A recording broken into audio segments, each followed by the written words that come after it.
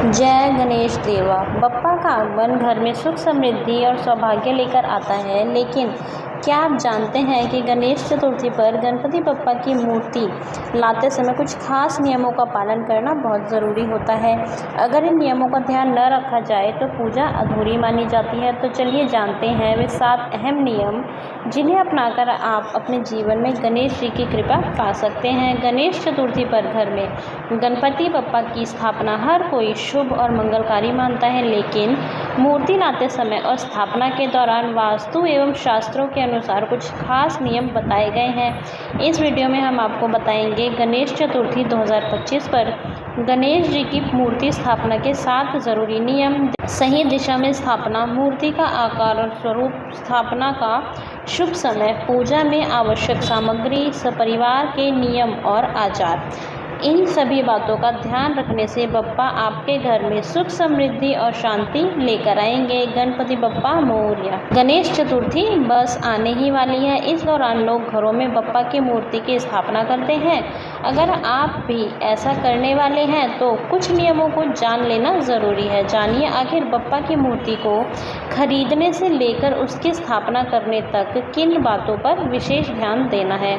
महाराष्ट्र का सबसे बड़ा पर्व गणेश चतुर्थी जल्द ही आने वाला है। कुछ सालों से अब पूरे देश भर में इस पर्व को धूमधाम से मनाया जाता है। हिंदू धर्म में गणेश भगवान को प्रथम पूज्य माना जाता है। किसी भी मंगल काम को करने से पहले भगवान गणेश की पूजा की जाती है। ऐसे में गणेश चतुर्थी अपने आप में ही खास हो जाती है।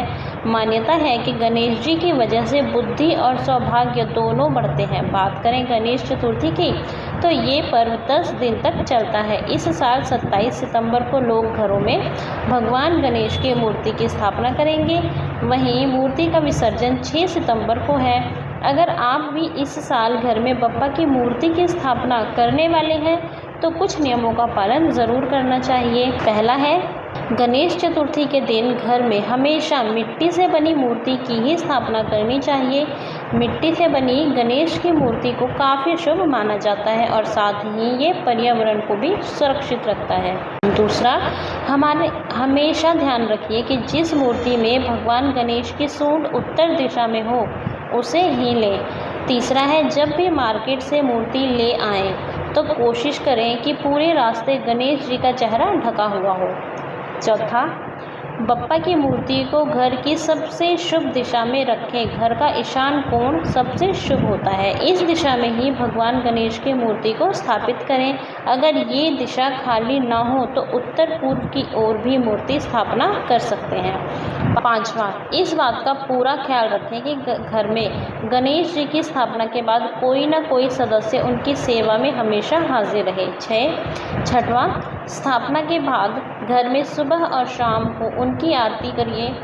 रोज़ाना भोग लगाकर उनके आसपास की चीज़ों को व्यवस्थित करिए। साथ ही साफ सफाई का भी पूरा ध्यान रखिए। सातवां और अंतिम, गणेश जी की मूर्ति की स्थापना के साथ ही नारियल रखे हुए कलश की भी स्थापना करें।